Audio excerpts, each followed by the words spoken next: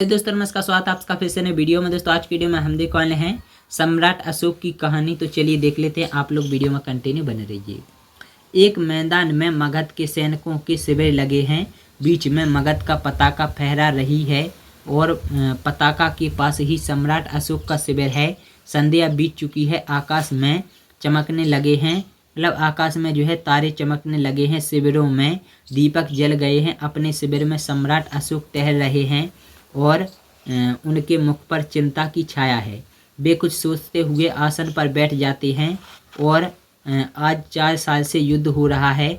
कलिंग आज भी जीता नहीं जा सका है और दोनों ओर से लाखों आदमी मारे गए हैं, लाखों घायल हुए हैं, पर हम आज भी असफल। क्या होगा परिणाम? इसके बाद द्वारपाल कहता है सिर झुकाकर, गजन संवाददाता आना चाहते हैं। अशोक कहते हैं आने दो, और संवाददाता कहते हैं प्रवेश कर। सम्राट अशोक की जय हो। शुभ संवाद है, गुप्तचर समाचार लाया है कि कलिंग के महाराज लड़ाई में मारे गए हैं। अशोक प्रसन्नता पूर्वक मारे गए हैं तो मगध की विजय हुई है और कलिंग को जीत लिया गया है। इसके बाद संवाददाता चुप रहता है और अशोक कहते हैं बोलते क्यों नहीं हो तुम, चुप क्यों हो? संवाददाता बताता है धीरे से, बोलूं क्या महाराज, कलिंग दुर्ग के फाटक आज भी बंद हैं। फिर किस मुँह से कहूँ कि कलिंग जीत लिया गया है? इसके बाद अशोक उत्तेजित होकर, कलिंग के फाटक आज भी बंद हैं। संवाददाता हाँ महाराज, कलिंग के फाटक आज भी बंद हैं। तो चलिए आगे कहानी देख लेते हैं। अशोक कहते हैं उत्तेजित होकर खड़े होते हैं, और बंद है तो खुल जाएंगे। जाओ जाकर सेनापति से कह दो कि कल सेना का संचालन मैं स्वयं करूँगा। कल या तो कलिंग के फाटक खुल जाएंगे या मगध की सेना ही वापस चली जाएगी। जाओ जाकर जाओ और जो है कि जो हाथ से जाने का संकेत करते हैं। दूसरे दृश्य में बताया जाता है कि दूसरे दिन प्रातः काल का समय, शस्त्र सज्जित अशोक घोड़े पर हैं और उनके पास जो है कि उनके सेनापति हैं। सामने कलिंग दुर्ग है जिसके फाटक बंद हैं। अशोक कहते हैं मेरे वीर सैनिकों, आज 4 साल से युद्ध हो रहा है, फिर भी हम जो है कि इस किले को जीत नहीं पाए हैं और उसके दुर्ग पर मगध का पताका नहीं फहरा रहा है। और कलिंग जो है कि महाराज मारे गए हैं, उनके सेनापति पहले ही कैद हो चुके हैं, फिर भी कलिंग आत्मसमर्पण नहीं कर रहा है। आओ आज हम मातृभूमि की शपथ लेकर प्रण करें कि या तो हम कलिंग दुर्ग पर अपना अधिकार कर लेंगे या सदा के लिए मृत्यु की गोद में सो जाएंगे। इसके बाद सब सैनिक तलवार खींचकर मगध की जय, महाराज अशोक की जय का नारा लगाते हैं और सहसा दुर्ग का फाटक खुल जाता है। सब आश्चर्य से उधर देखने लगते हैं और उनकी तलवार खिंची की खिंची रह जाती है। शस्त्र सज्जित स्त्रियों की विशाल सेना फाटक के बाहर निकलने लगती है। सेना के साथ पुरुष वेश में एक वीरांगना है जो सैनिक के वेश में साक्षात चंडी सी दिखाई देती है। यह कलिंग महाराज की लड़की पद्मा। स्त्रियों की सेना अशोक की सेना से कुछ दूरी पर रुक जाती है। अशोक के सिपाही मंत्रमुग्ध हो जाते, देखते रह जाते हैं। अशोक भी चकित रह जाते हैं। पद्मा कहती है आगे बढ़कर अपनी सेना से, बहनों तुम वीर भगनी और वीर पत्नी हो, मुझे तुमसे कुछ कहना नहीं है, कुछ नहीं कहना है। जिस सेना ने तुम्हारे पिता, भाई, पुत्र और पति की हत्या की है वह तुम्हारे सामने खड़ी है। आज उसी से तुम्हें लोहा लेना है। तुम प्रण करो कि जननी जन्मभूमि को पराधीन होते देखने से पहले तुम सदा के लिए अपनी आंखें बंद कर लोगी। स्त्रियां कहती हैं तलवार निकालकर, हम प्रण करती हैं कि जब तक हमारी धमनियों में रक्त की एक भी बूंद होगी हम अपनी मातृभूमि का अपमान नहीं होने देंगे। सब सावधान होकर खड़ी हो जाती हैं। अशोक कहते हैं यह कौन है? क्या साक्षात दुर्गा कलिंग की रक्षा के लिए युद्ध भूमि में आ गई है? यह स्त्री है, सभी स्त्रियां हैं। क्या स्त्रियों से भी युद्ध कहना होगा? क्या अशोक को स्त्रियों का भी वध कहना पड़ेगा? ना, मैं स्त्री वध नहीं करूंगा। मुझे विजय नहीं चाहिए। मैं यह पाप नहीं करूंगा। मैं शस्त्र नहीं चलाऊंगा। प्रकट सैनिकों, स्त्रियों पर शस्त्र न उठाना। आगे बढ़कर तुम कौन हो देवी? पद्मा कहती है मैं कलिंग महाराज की कन्या हूँ। मैं हमारे अशोक की सेना से लड़ने आई हूँ।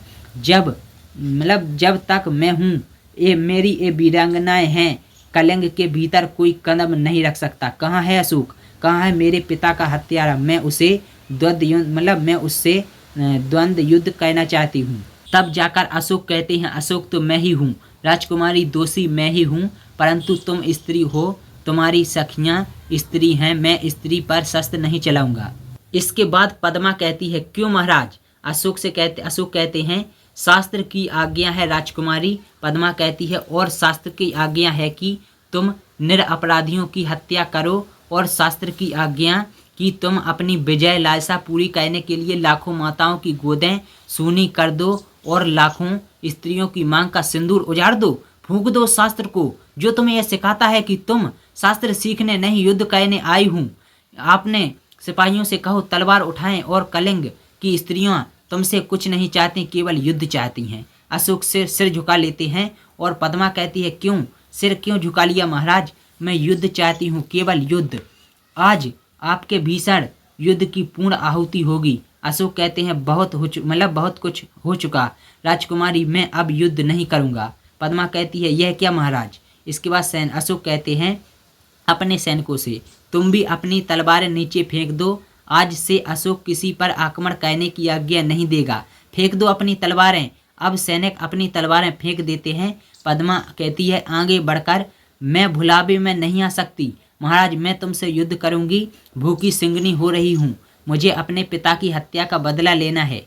अशोक सिर झुकाकर कहते हैं, तो लीजिए बदला राजकुमारी, मैं अपराधी हूँ। जिस अशोक ने लाखों का सिर काटा है और जिस अशोक का सिर आज तक किसी के आगे नहीं झुका है, वह आपके सामने नत है। काट लीजिए सिर को, और मैं हथियार नहीं उठाऊंगा। मेरी प्रतिज्ञा अटल है। और अशोक जो है सिर झुकाकर खड़े हो जाते हैं। पद्मा कहती है, तो जाइए महाराज, स्त्रियों भी निहत्तों पर वार नहीं करेंगी।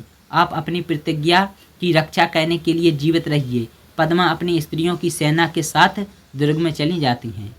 इसके बाद होता क्या है कि अशोक और उनके सभी सरदार पीले वस्त्र धारण किए हुए उनके समान एक बौद्ध भिक्षु बैठा है, और बौद्ध भिक्षु अशोक से कहता है कि कहो, मैं प्रतिज्ञा करता हूँ। अशोक कहते हैं कि मैं प्रतिज्ञा करता हूँ। बौद्ध भिक्षु कहता है कि जब तक मेरे शरीर में प्राण रहेगा। अशोक कहते हैं जब तक मेरे शरीर में प्राण रहेगा। बौद्ध भिक्षु कहते हैं ऐसा ही मेरा धर्म होगा। अशोक कहते हैं ऐसा ही मेरा धर्म होगा। बौद्ध भिक्षु कहते हैं मैं सबसे प्रेम करूंगा और मेरी करुणा का सदाव्रत सबके लिए समान होगा। बौद्ध भिक्षु कहते हैं कि प्रतिज्ञा करो कि जब तक जीवित रहूंगा अपनी प्रजा की भलाई करूंगा, सब प्राणियों को सुख और शांति पहुंचाने का प्रयत्न करूंगा, सब धर्मों को समान दृष्टि से देखूंगा। अशोक कहते हैं मैं प्रतिज्ञा करता हूं कि मैं जीवन भर आपकी आज्ञा का पालन करूंगा। और बौद्ध भिक्षु कहते हैं बुद्ध शरणम गच्छामि, धम्मम शरणम गच्छामि, और संगम शरणम गच्छामि। अशोक कहते हैं बुद्ध शरणम गच्छामि, धम्मम शरणम गच्छामि, और संगम शरणम गच्छामि। पटाक्षेप। तो दोस्तों ये थी अशोक की कहानी। बाकी आप लोगों को जो है अशोक की कहानी कितनी शानदार और कितना मज़ा आया इस कहानी में, आप लोग कमेंट करके जरूर बताना। अगर वीडियो पसंद आई है, वीडियो को लाइक कीजिए, शेयर कीजिए, चैनल को सब्सक्राइब करना 1% मत भूल जाना। जी हाँ दोस्तों, क्योंकि हमने अपने चैनल पर फाइनली 25 के सब्सक्राइबर कंप्लीट कर लिए हैं, और अब हमारा अगला टारगेट होगा 50 के सब्सक्राइबर कंप्लीट करना। जी हाँ दोस्तों, और हम लोग देखेंगे कि ये जो वीडियो है वो कितनी ज़्यादा वायरल हो पाती है।